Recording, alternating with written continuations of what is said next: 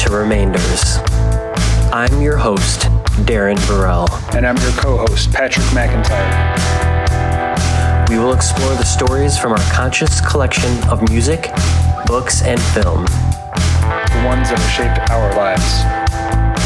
Join us as we take a closer look at what remains.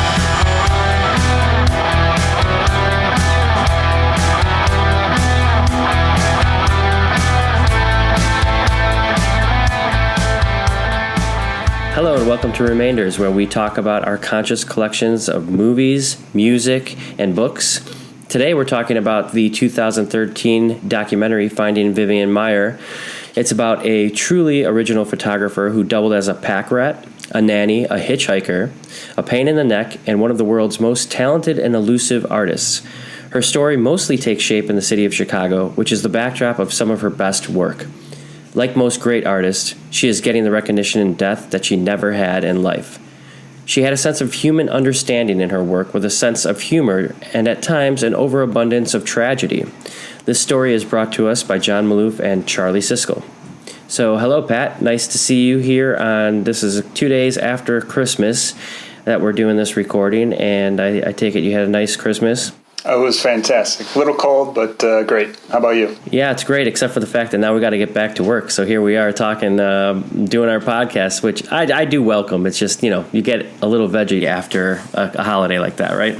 Yeah, but these chats have been pretty inspiring for me, so, looking forward to it. Yeah, let's rattle our brains a little bit, get them back into working order. I like it. Looking forward to it. When I was watching this, it really made me think about the question of why we create and whether or not it actually needs a purpose, differentiating between creating for yourselves or creating for other people, whether you do that or maybe you do it for both.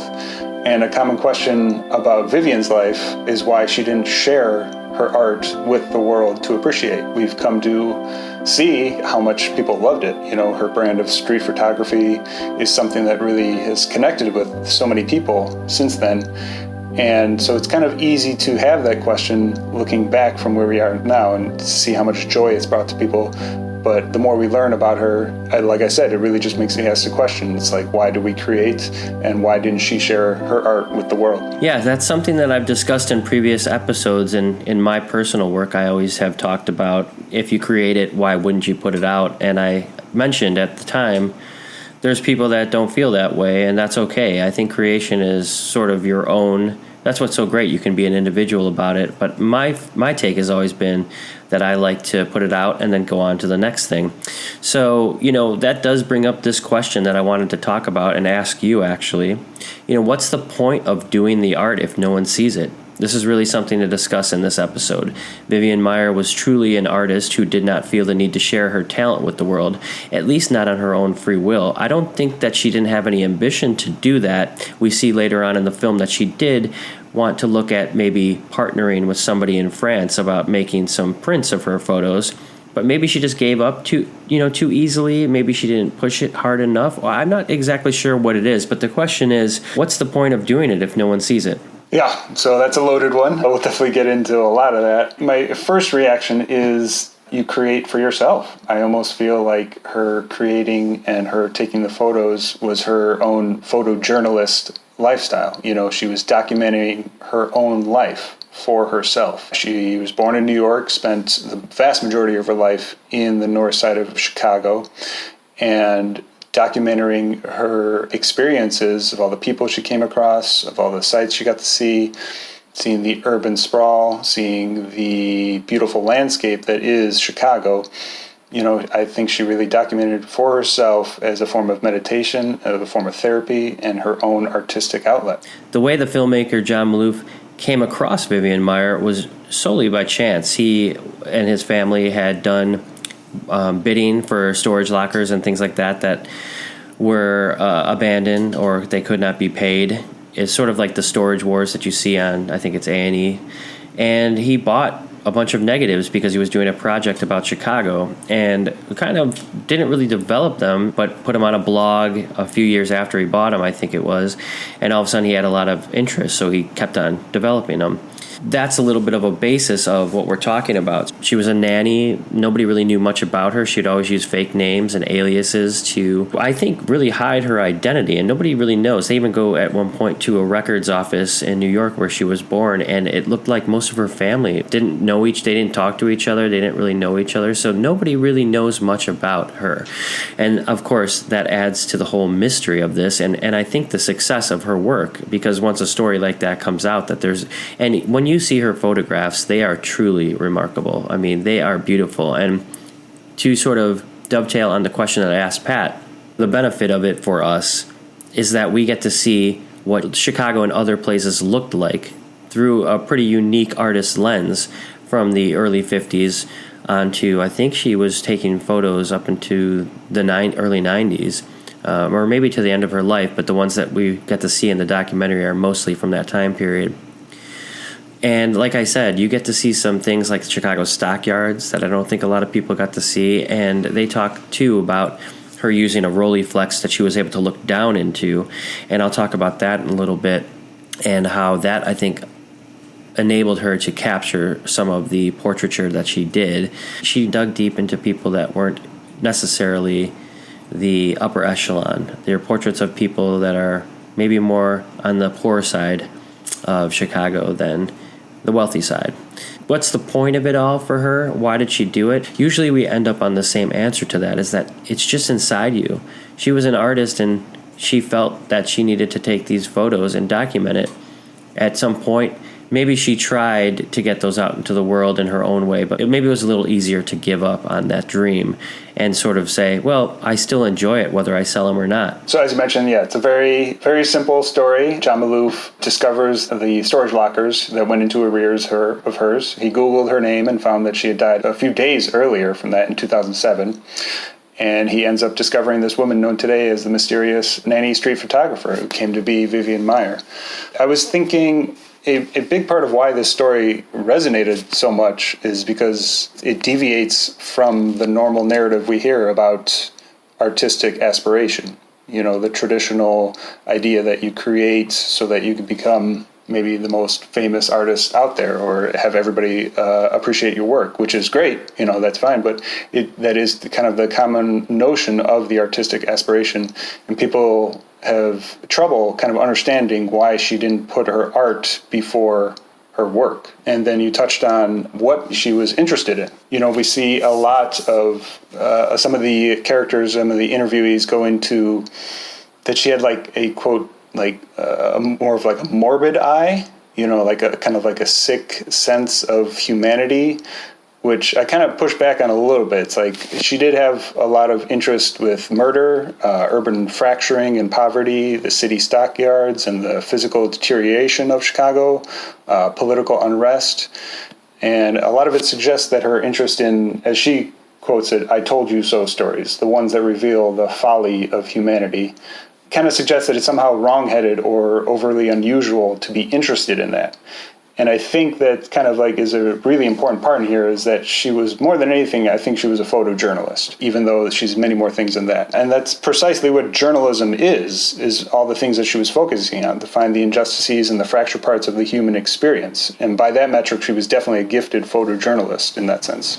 Yeah, and it's at this point good to say that we don't really know much of anything from our side of it now, because she had died, as you said, a couple days before he had figured out who she was. And even when he Googled her, all he really had to go on was an obituary. He had to find out all of this information by traveling to places, by knocking down doors, and looking at some of the receipts, even places that she went to or addresses, to find out who this person was. As we mentioned before, he won this box of negatives for $350, he says, at a storage kind of locker sale.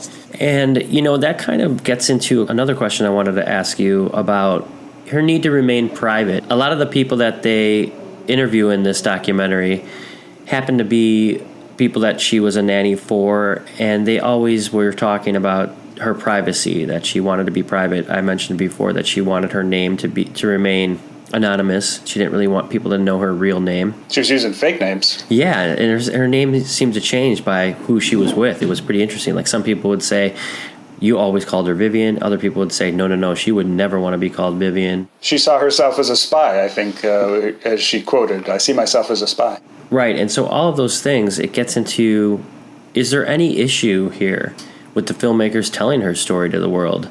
What's the responsibility of the curator of this work in telling the story of an artist that remained private her entire life? I just kind of wanted to ask that question to you and see if you had any thoughts on that.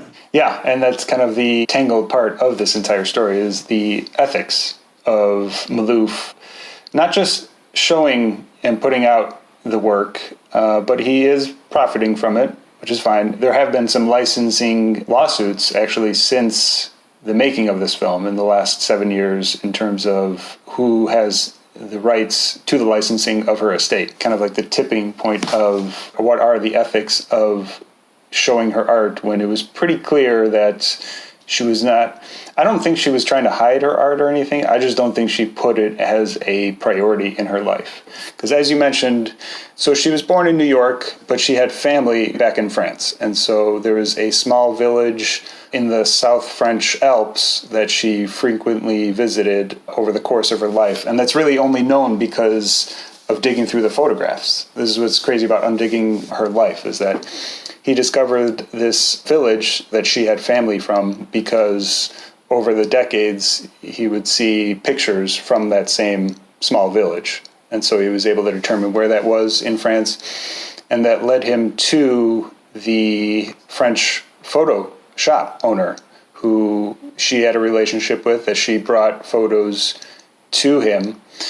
And it led him to a letter showing that she wanted her work developed from him, and it was a part of a larger piece that she was, quote, very proud of, and that it was a clear intention that she wanted that exposed and shown to people.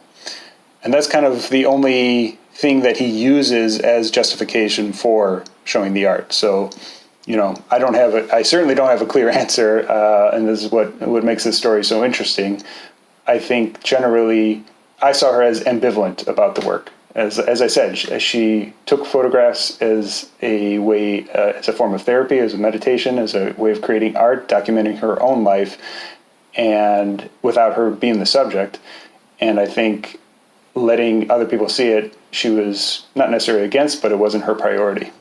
It's interesting because this story, we would not even be having this podcast talking about it had John Maloof not championed the work and put it out there. So it is an interesting question. I'm not sure if there's really an easy answer to it, like we just mentioned. Right. But that is a good point. You mentioned the letter and going to France, and that's where we sort of get a little bit of, maybe it's the only real time we get some insight into her intention with her work. Yeah. Like I said, I know from the artist perspective that sometimes it's easy to, if something doesn't work out, let's say that deal didn't happen and the business transaction of trying to get the work out there, it could definitely be devastating to an artist where one thing like that is really a big reason why you wouldn't go forward anymore, because getting doors slammed in your face, no matter how big or small, as an artist are, I hate to say that they're tragic, but they are. When we were talking about her intention,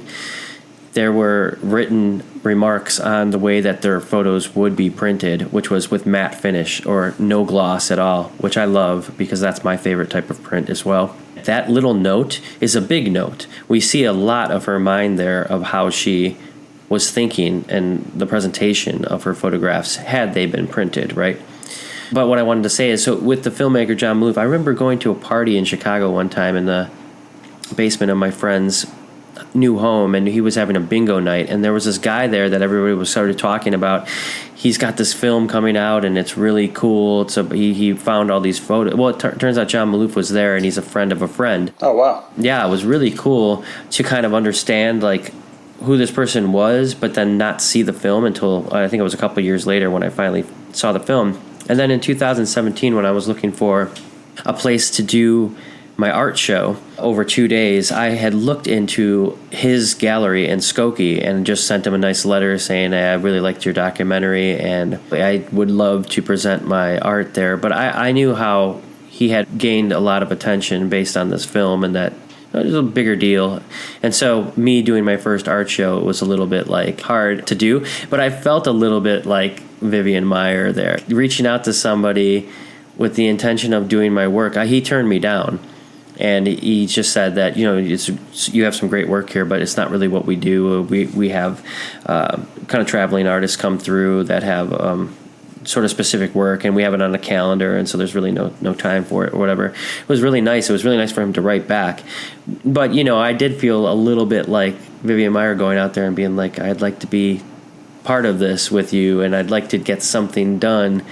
And then getting turned down, I did finally find my spot to do my art show. But that was a rejection letter, from the guy who made this film, which is kind of a cool little tie-in for me. I mean, did you want to talk a little bit more about your own art? I mean, how does photography fit into your creative process? Because as I've mentioned before, you're very multi-talented. You like a lot of different mediums. Is there a certain way that photography fits into it that is special to you? I would ask anybody who's listening to really go back and look at some of her photos, because they, again, I've said it earlier, they're truly remarkable. This is whether or not we'll get into this question about, would they be as remarkable without the mystery behind this woman? And my answer would be yes. However, I don't know if you get to that status of how great she is without that story. To answer your question, yeah, I love photography. I actually had purchased a little bit of a higher end camera 2 years ago, but it's always like little incremental things. So, you get the camera body first, and then you got to get the nice lens and all this stuff. So even an iPhone is fine for me. And anywhere I go, I always like to have my camera with me just in case. And you'd be surprised at how many times, as an artist, you look at something and say, I have to capture that. So I always just want to be prepared. It's like bringing a pen anywhere you go. I wouldn't say that photography is something that I have pursued more than painting or music. However, I have a ton of photos that I have them on my website and things like that I really love, and I will also take those photos and paint from them for later. Something that I find really beautiful that I'm like, down the road I'd love to draw from this. And I just noticed with the composition within photography, it's similar in any art that you do, the painted form or anything like that. With her, it's like, I don't know. I wish we don't get any idea of her formal training in photography. I don't think there is any. But they do mention her mother had a camera. So she may have just picked it up from her mother. But again, with no formal training, the composition in some of these photos is unbelievably unique and outstanding, and just crazy to think that she was able to capture that. It's not like today where you can look at your photo, this is actual film. So you have to really frame it up the right way. And in her photos, as most of them are sort of off the cuff and unexpected on her subjects, because it's more normal everyday life that she's capturing, you have to get it quick. It's pretty remarkable she's able to get some of the compositions that she did. So to answer your question, yeah, I love photography. I wish that I did more with it and was able to print more and maybe use film instead of digital prints or instead of digital photography. But these days it's a pretty expensive art form. Touching on kind of one of your last points about the way she was able to capture some of these things. So it was the Rolleiflex camera. That's that right. How you pronounce it? Mm-hmm. The one she uses. So it's the one that hangs, if you can picture it, it hangs around your neck like a necklace, and then it's basically at your waist pointing out. So you got to look down to look into the camera to take the picture you're taking in front of you. It allows for that chameleon-like autonomy as she's walking around Chicago taking all these pictures. Street photography, you have to be approachable but not too intrusive. And I love seeing that and them talk about that. They had the professional photographer explaining her art in the film. And it was just really inspiring, kind of picturing her the way she was able to be among people in a busy place like Chicago, but then not being the center of attention, which sums up her entire life. She was a nanny for 40 years. She was part of families over the years. She was approachable, but she was not the center of it. She was always supposed to be, quote, invisible. And that was kind of the key to street photography in general and her art. And I was just really inspired by that.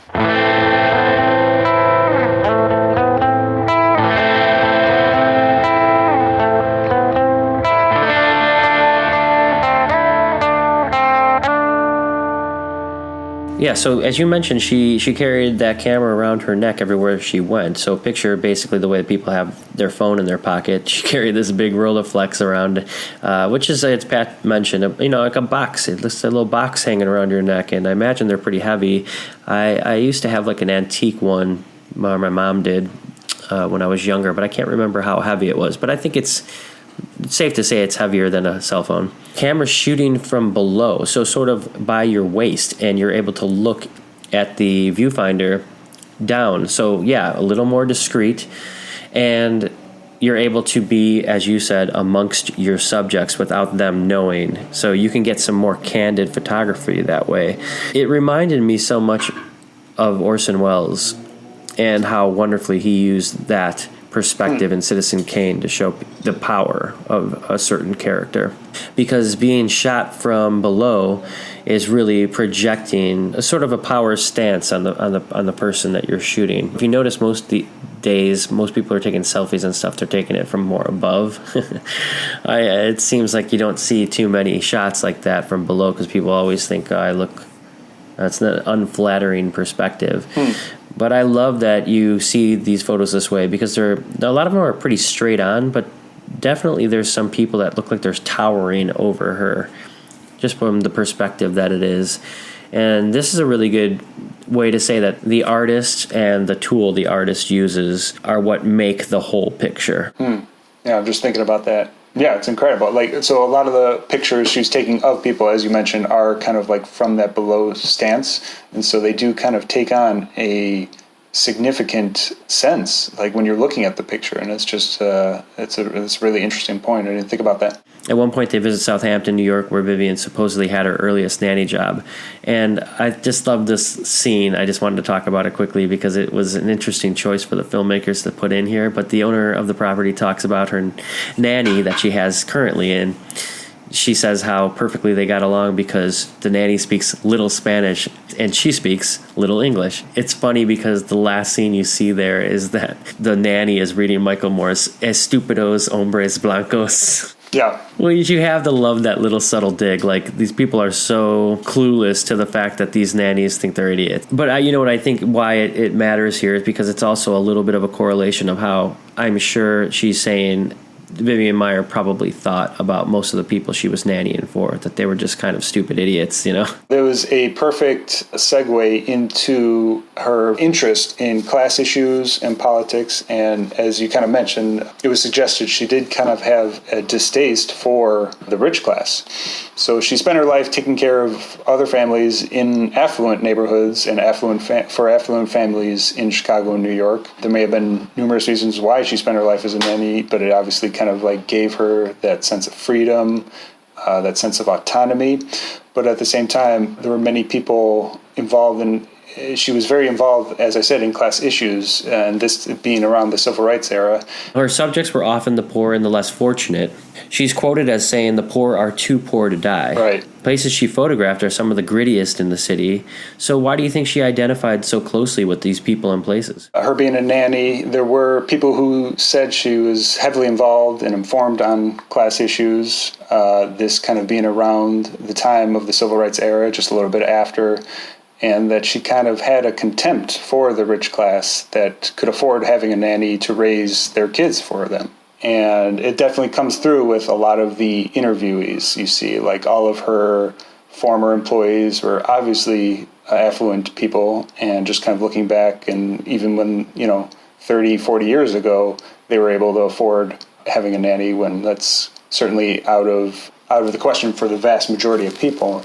And so I think that just kind of goes into, as I was saying, like Vivian Maier being a photojournalist interested in the politics of the day and just living in Chicago and documenting her life and the world that was around her. there's a moment where there's some film footage that she shot, and she asks a person in a short film about the Nixon impeachment and says, maybe this will be a warning for future politicians, which of course is ironic given our current political climate. She even says, women are supposed to be opinionated, I hope, which gives us a great deal of insight into what women were thought about at the time and how she was perceiving women in her own way, which it's almost like a, come on, speak up. She's speaking to a woman. She really seems to push the person she's interviewing to have a strong opinion and to voice her unique thoughts on the matter.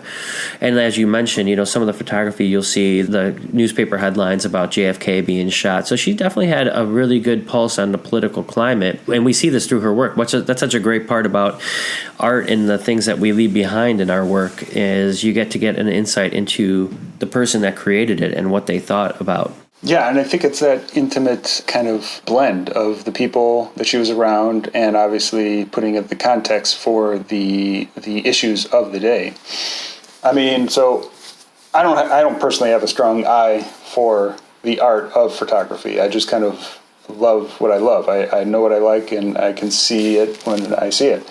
And for me, it's consistently portraits and like images of people in their day-to-day lives that always kind of makes me the most excited when I'm looking at photographic art. The man on the streets, just finishing work, children gathered in weird urban settings. More examples of her work, the animals, some live and some dead on the street. It does what good art is supposed to do, which is tell the truth about a person or a thing. It's like who they are, what they are, and how are they experiencing the world, for better or worse. Yeah, and like you mentioned at the beginning of your comment there, that you don't really necessarily think you have a particular eye for photography or these kind of things, but if it speaks to you, then it does its job, because not everybody is the most in-depth artistic critic, and sometimes that's art. It's not supposed to be that way. It's just supposed to speak to you in your own unique way. So I like that. Yeah. I like what you had to say there. And I love the black and white aspect of her photos. I came across an article and digging deeper into like some of the more recent output of her pictures, and they put out colorized versions of a lot of the photos, whereas like kind of the vast majority of the ones you see, pretty much all the ones you see in the film, are black and white. Is that correct? Yeah, but you're right. The color aspect of her photos are beautiful as well. Yeah, I have appreciated those, but I have to be totally honest. Like, I love the black and white ones more, much more so. I would think that the reason that you do is possibly because a lot of the ones we see are showing things that are more gritty, a little bit on the poor side of town. And there are some photos that I've seen of her being in the museum, like the Art Institute and stuff like that, and they are just framed so beautifully, and their color, and they're just insanely well done. I mean, there's something about black and white that just ages better. Would you agree with that? It's like... Sure. I mean, there's less to take in there, you can get to the subject better because you're really... It's black and white. It's simple. Yeah, I guess it's my kind of minimalist intentions there and kind of what I'm attracted to. But like, I guess I just look at like color photos from the 70s often look more dated than certain like black and white photos from like 40 years earlier than that. It's almost like a pure distillation of the subject when it's black and white, and I just always am attracted to that. Sure, yeah, of course, and it's definitely like, the kind of camera you're using and either the age of the prints that are being used or things like that. So it is very interesting. It's kind of like why I hate movies from the 70s. I shouldn't say hate, but a lot of times in my youth I disliked movies from the 70s because of just the way that he felt, the people's dress, the shag hair, and weird glasses and mustaches. Like I always thought that looked like a little cheap or something. I don't know how to explain it. It just gives you a bad taste in your mouth. That's art that didn't work for me. But nowadays I feel a little like it's almost like they make fun of it in the Beastie Boys Sabotage video. With Spike Jonze kind of overdoing it, and that's the kind of stuff like bad cop shows and things like that of the 70s. And other than the Ramones and the advent of punk there, I think there's not much that the 70s have to offer me or had to offer me. But I've loosened my grip on I shouldn't say hatred of the 70s, but yeah. I would hope so. My assumption is the 70s were going to be one of your favorite decades for film. Yeah, not really. Really? Okay. Yeah, So that's interesting. I thought it would have been higher up there with the emergence of the auteur in the 70s. It's certainly one of my favorite decades in film. But it's the aesthetics that you're just more referring to. And when you were younger, they just looked, as I said, the color from the 70s, it becomes more easily dated. And so obviously you just weren't attracted to that when you were younger. Totally. And I mean, even if you think about people, filmmakers, auteurs, like you said, like if it's a Scorsese movie, I think this is 1980, so it's hard to say, but Raging Bull was black and white. Raging Bull wasn't, set in the 70s. He's making films but then you look at Taxi Driver, and that definitely has that feel, right? And I don't love Taxi Driver. I mean, I like it, but I don't think I don't get on board with the that movie as much. It's kind of like how Scarface is for me. And I love De Palma, but it's kind of like everybody loves it, and all those scenes that everybody quotes all the time is why I can't kind of get on board with it. It's so dumb to say, I know, but it's kind of true for me. I can't stand with you on that one. Totally disagree. I don't know why. It's just like some of those things. Like every time I hear "Say Hello to My Little Friend," it's like I don't want to watch that. However, I like Scarface better than Taxi Driver. Sorry. Really? Wow, that's not that we're pitting them against each other. That's kind of dumb, but no, you don't have to. But that's still a hot take for sure.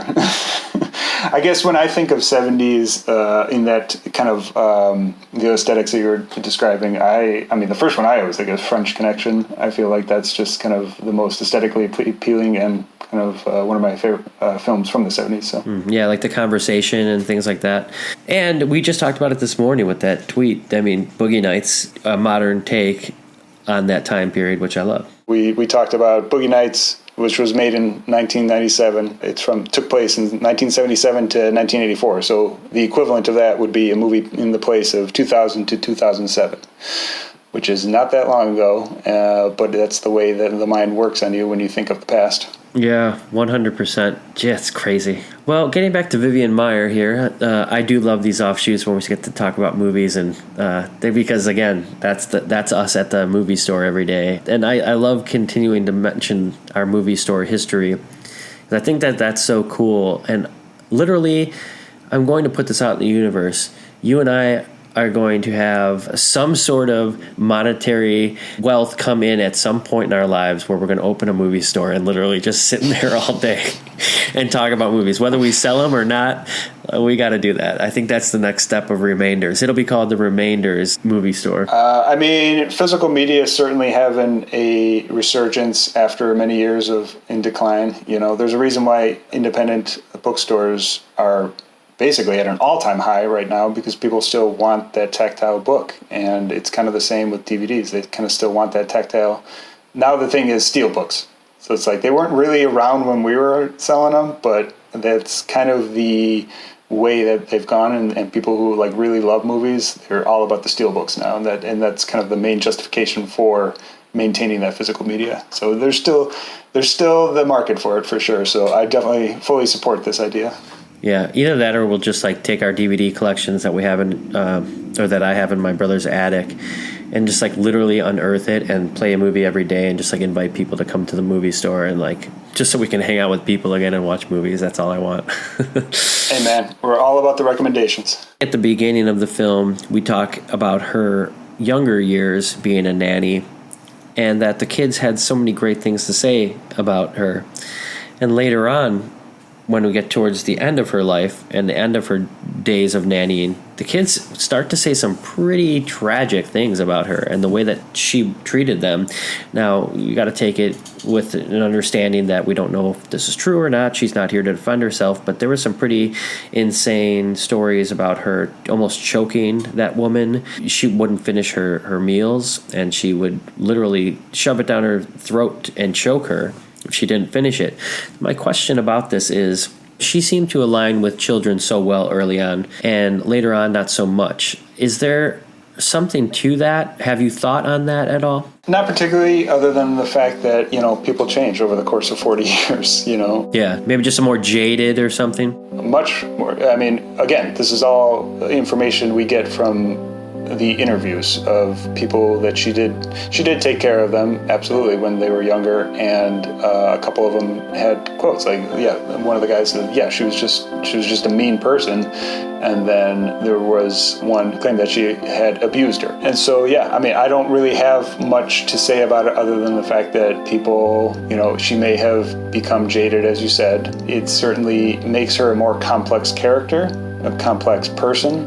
When you take that into it, when you're looking at her art, it kind of makes it that much more rich, to be honest. Not in a good way at all, but you see that this is coming from an actual person with faults, as we all have. Yeah, and that's where I wanted to kind of applaud the filmmakers for including that, because you get the good and the bad with every artist. In our current state of the world, you kind of have to choose, like, can I like Woody Allen films anymore? What if all that's true? It always kind of puts, you kind of have to take the good and the bad with an artist and then decide for yourself whether or not you want to align with, that input that you're getting from that artist. Certainly a big question nowadays.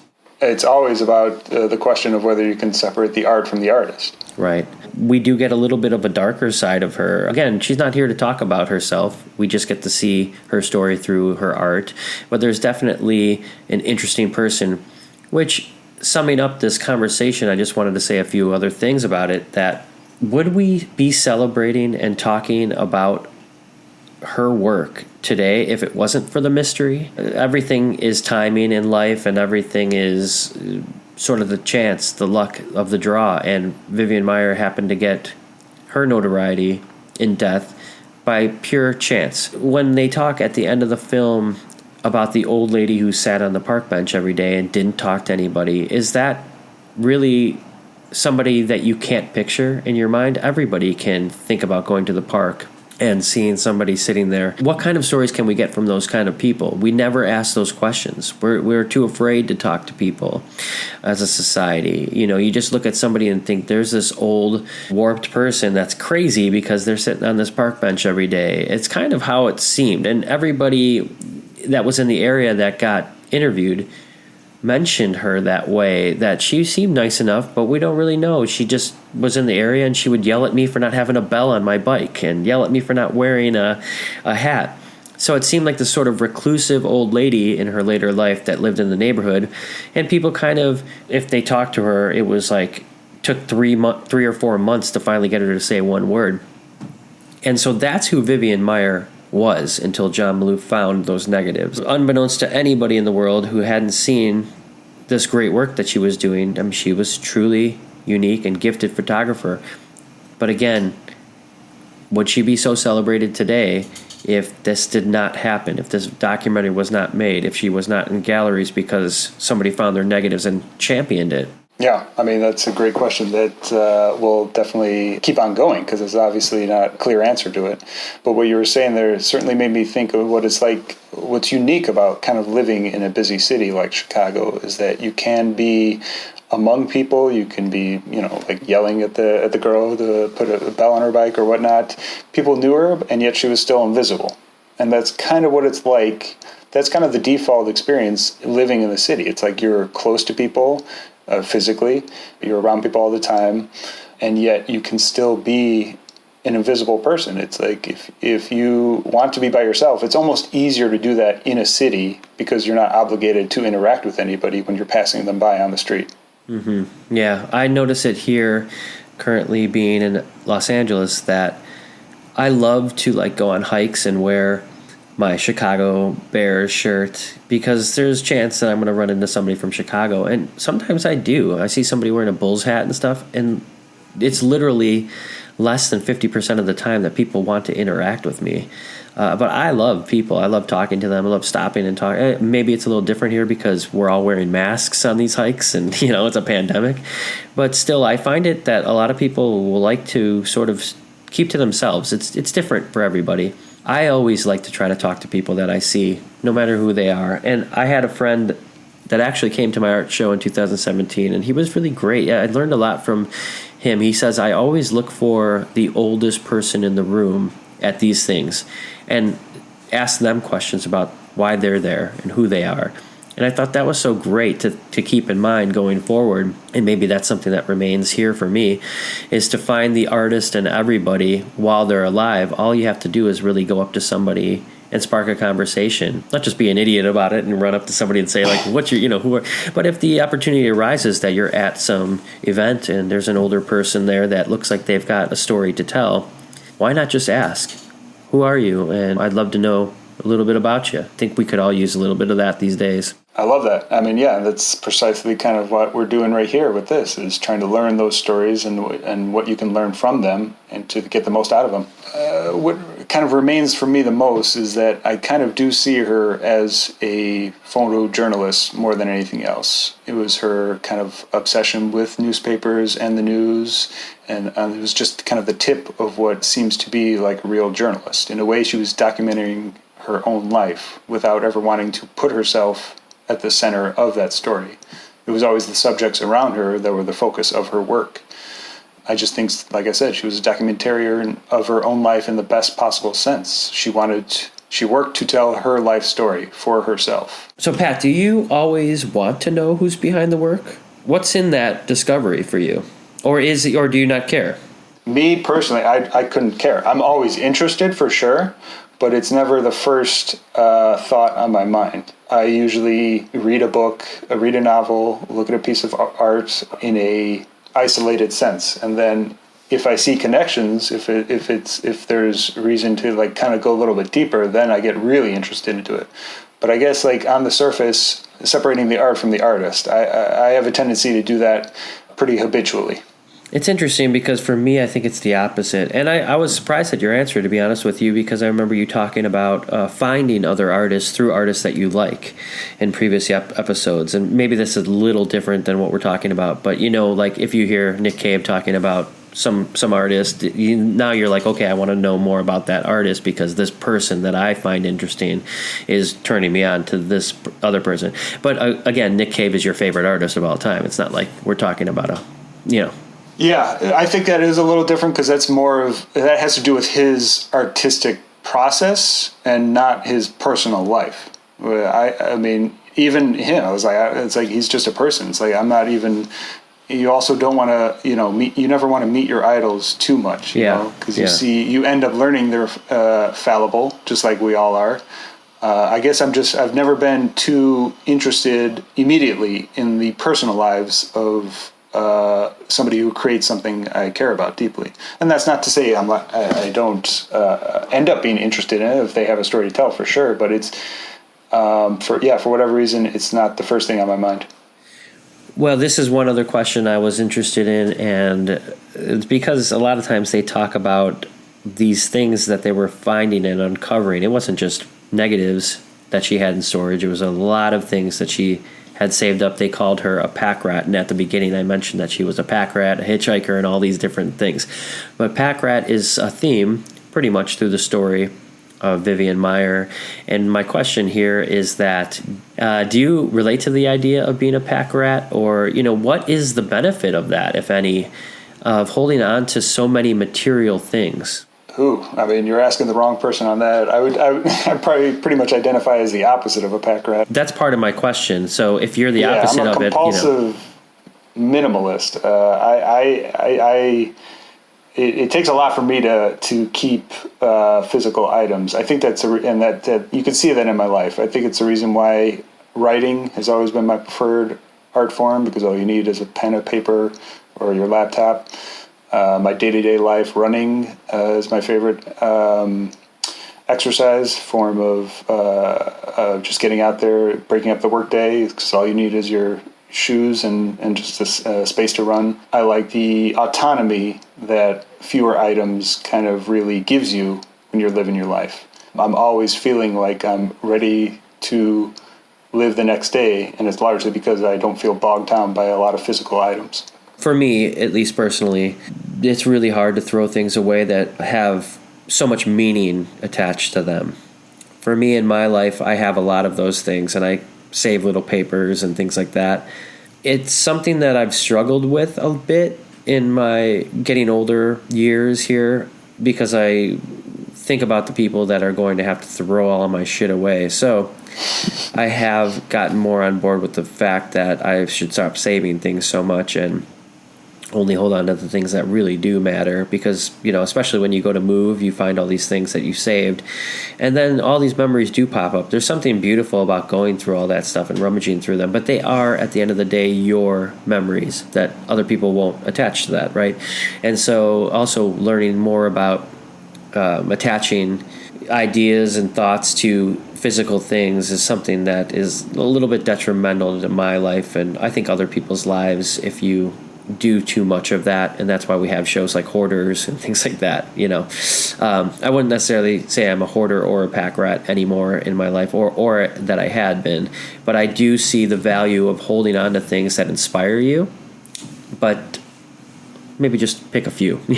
I mean, I could say in the items that you've pointed out that have value to you, it's in the best sense of keeping the item for the memory itself and what it inspires, as you said.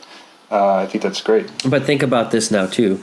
With Vivian Maier being just on this world stage of a great artist that we just missed her window to know her in life, I imagine all those things that are in John Malouf's closet have been sold, or somebody wants the hat that she wore, somebody wants the receipt from getting, that kind of stuff now becomes part of the mythos of this person. So almost for the artist, it's like she had no idea she was going to have all these amazing personal items that people would be interested in. It's just a bunch of shit she threw in storage that she thought she'd never see again, and now somebody wants her sundress, or the radio that she had, or the newspaper she hoarded. It's crazy. I mean, and that goes into and how we assign meaning to physical items. One day it was just a hat, and then the next day it was Vivian Maier's hat. Right. That's a big difference. Right. That's a huge difference. Right. So I don't know, but interesting things to talk about here, and not surprised as these things pop up in a show called Remainders and what we take away from the art we're consuming. Right. I've thought about her quite a bit since seeing this film. And as I mentioned, I viewed her photography kind of the equivalent of journaling every day. It was her act of getting her thoughts out in many ways. Her photography was being a craft, it was a meditation, it was therapy, but above all, it was an art form that covered the dirtier and tougher parts of life, and that's why I've always been so inspired by her. And think about the just previous episode on Daniel Johnston and how he had tape recorded himself talking about some of these things, as you mentioned, sort of journaling. She did the same thing. He said he had countless hours of tapes that she did. What is that? Why? You got to think about these artists that did these things. Why did they do that? That's one connection between her and Daniel Johnston, two artists that were definitely prolific, interesting, and kind of escaped legendary status in life, I guess. Yeah, no, and like I said, it's a form of journaling. It's a form of documenting your own life for clarity, I think. I hate to end this because I love talking to you about this stuff, but I imagine next week we're going to have something else to talk about, and that's a really good thing. Definitely looking forward. All right, well, so to end this episode of Remainders, I'd like to quote the great TV host Phil Donahue, who shows up in this documentary. They laughed at Picasso. He's not wrong. Thanks for listening, everyone. You have been listening to Remainders. This episode was written, narrated, and produced by Darren Varell and Patrick McIntyre. Original music, episode art, logo, and editing by Darren Varell. Find out what else remains by visiting our website at remainderspod.com. And we're on Twitter, Instagram, and Facebook. Just search at RemainersPod. Please tell anyone you can about our show, and we look forward to telling you more of what remains next time.